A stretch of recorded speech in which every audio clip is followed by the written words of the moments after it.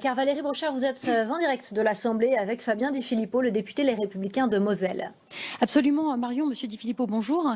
Vous étiez présent aux Invalides il y a quelques heures. Vous avez certainement entendu Emmanuel Macron saluer l'esprit français de résistance incarné par le colonel Beltrame. Est-ce que vous approuvez cette formule ?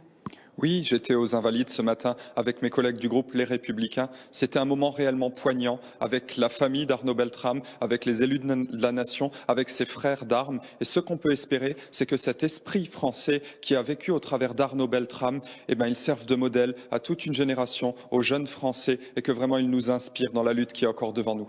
Alors hier, Christian Jacob, dans l'hémicycle, appelait le gouvernement à réagir contre le terrorisme. Il a notamment évoqué la rétention des fichiers S, l'expulsion des radicalisés étrangers. Pour vous, est-ce qu'elles sont là, les solutions ? Alors, en la matière, on n'a pas changé. Ça fait 3 ans qu'on demande des mesures de lutte beaucoup plus intenses à la hauteur des actes de barbarie qui sont perpétrés sur notre sol. Ça passe bien entendu par la mise en rétention des fichiers S les plus dangereux. Et là, nos services de renseignement sont tout à fait capables de discerner entre les plus dangereux et ceux qui ont simplement eu des contacts avec certaines mouvances. On demande aussi l'expulsion des étrangers qui figurent au fichier de la radicalisation à visée terroriste. Ça, c'est quelque chose de très important. Ils sont près de 3000 et ils n'ont absolument pas vocation à rester en France. Est-ce que vous trouvez par là que le gouvernement est trop naïf ? Nous n'utilisons pas toutes les armes, comme le dit Laurent Wauquiez ?